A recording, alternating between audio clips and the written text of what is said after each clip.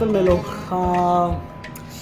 ನಾನು ಬೈದಿನಿ ಈ ರುದ್ರಾಕ್ಷದ ಬಗ್ಗೆ ಪಾತಾರೆ. ಸೊ ನನ್ನ ಕೆಟ್ಟದ್ದು ಒಂದು ರುದ್ರಾಕ್ಷಿ ಉಂಡು ಒಂದು ಮಸ್ತ್ ವರ್ಷದಿಂದ ಚೆಪ್ತಿದ್ದು ಆ್ಯಂಡ್ ಅವು ಬೇತೆ ರುದ್ರಾಕ್ಷಿ ಮತ್ತು ರೀಸೆಂಟ್ ಅದು ಹೋದಿತ್ತು ಅವಾಗ ಹೊಸ ರುದ್ರಾಕ್ಷಿ ಪಾಡ್ದು ಬತ್ತ. ಸೊ ಒಂದು ಶಾಪಿಂಗ್ದ ಪಂಚಮುಖಿ ರುದ್ರಾಕ್ಷಿ ಒಂದು ಶಿವರಾತ್ರಿಗೆ ತಿಕ್ಕು ನಂಚಿನ. ಸೊ ಕೆಲವರು ಮತ್ತು ದಾದ ಮತ್ತು ಪಣ ಅಂತೀರು. ಸೊ ಎಂಕ್ ನೇಟಿಂದು ಪಾಡ್ದು ಪಂಡ ಬೆನಿಫಿಟ್ ಪಂಡ ಅಂಚಿನ ಮಲ್ಲ ಬೆನಿಫಿಟ್ ಒಂದು ಬಂಡ್ರೆ ಅದೇ ಪಾಡಿ ಪಟ್ಟಿಗೆ ಒಂದು ಅಚೀವ್ಮೆಂಟ್ ಆಪುಂಡು ಒಂದು ಬಟ್ ಒಂಜಿ ಪಾಸಿಟಿವ್ ಎನರ್ಜಿ ಬರ್ಪುಂಡು, ಥಿಂಕಿಂಗ್ ಪಾಸಿಟಿವ್ ಆಪುಂಡು, ಒಂದು ಬಾಡಿ ಪೂರ ರಿಲೀಫ್ ಆಪುಂಡು.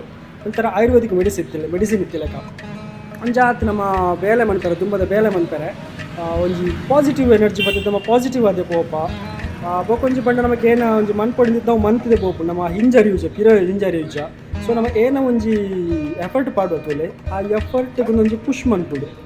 ಸೊ ಒಂಜಿ ಮೈಂಡ್ಗೆ ಒಂಜಿ ಒಂಜಿ ಶಕ್ತಿ ಕೊರ್ಪುಂಡು ಎಫರ್ಟ್ ಪಾಂಡ ನಾ ಮಣಿಪ್ಪಂದೆ ನೇನು ಪಾಡ್ದು ಕುಲ್ದು ಮಣಿಪ್ಪಂದೆ ಅದೆಲ್ಲ ಕೊರ್ಲೆ ಬಂದು ಬಂತಂಡು ಆಪುಜಿ. ಸೊ ಎಫರ್ಟ್ ಪಾಡುಡು ಆ ಎಫರ್ಟ್ದ ಪಿರವು ಇನ್ನೊಂದು ಚೂರು ಶಕ್ತಿನ ತೋಜಾವುಡು. ಸೊ ಒಂದು ಆಯುರ್ವೇದಿಕ್ ಮೆಡಿಸಿನ್ ಇತ್ತಲಕ್ಕೆ ಉಂಟು ಎಲ್ಲ ಪ್ರಕಾರ. ಸೊ ಒಂದು ಎನ್ನೋ ಅಭಿಪ್ರಾಯ ನಿಕ್ಲನ್ ಏನು ಗೊತ್ತಿಜೆ ಬೊಕ್ಕೊಂಜಿ ದಾದ ಪಂಡ ಕೆಲವರು ಫುಡ್ದ ಬಗ್ಗೆ ಕೆಲವರು ಪಣ ಅಂತೀರು. ಸೊ ಯಾನ್ ಪಂಡ ನಾನ್ ವೆಜ್ ಪೂರ ತಿನ್ಪೆ ಎಂಕದಲ್ಲ ಹಂಚಿನ ವ್ಯತ್ಯಾಸ ಅವು ಎನ್ನ ಆಹಾರ ಪದ್ಧತಿ ತಿನ್ಪ ಎಂಕ್ ನೆಟ್ದಲ್ಲ ಹಂಚಿ ನಾವು ಒಂದಿಜ್ಜಿ ಎಂಕ್ ಕೊಡ್ತಿನಕ್ಲ ನಿಕ್ಲು ಅವು ತಿನ್ನೋಡ್ಚಿಂದು ಎಲ್ಲ ಪಂತಿಜೇರು ಅವು ತಿನ್ನೆಲ್ಲ ಪಂತಿಜೇರು ಅವು ನಮ್ಮ ಆಹಾರ ಪದ್ಧತಿ ಯಾನ ನಿಕ್ಲಿಗೆ ಪಣಂದಿಜ್ಜಿ ಅವು ನಿಕ್ಲು ತಿನ್ನೋಚಿಂದು ಪಣಂದಿಜ್ಜಿ.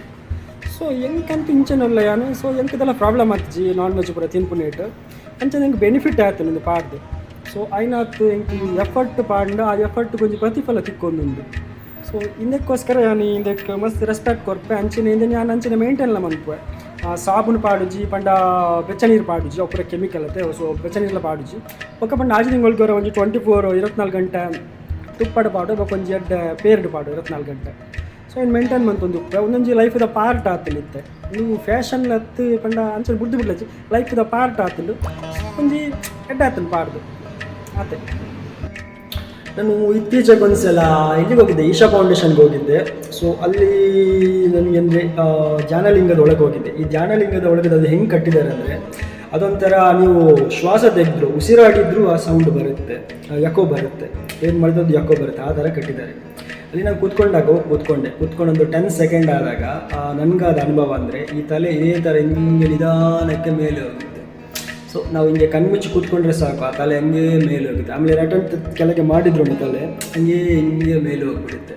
ಸೊ ಈ ಥರ ನನಗೆ ಆಗ್ತಿತ್ತು. ನಾನು ಧ್ಯಾನ ಮೆಡಿಟೇಷನ್ ಮಾಡಬೇಕಿದ್ರೆ ಆಗ್ತಿತ್ತು. ಬಟ್ ಅದು ಮೆಡಿಟೇಷನ್ ಮಾಡಿದ್ಮೇಲೆ 10 ನಿಮಿಷ 15 ನಿಮಿಷ ಆದಮೇಲೆ ಆ ಥರ ಆಗ್ತಿತ್ತು.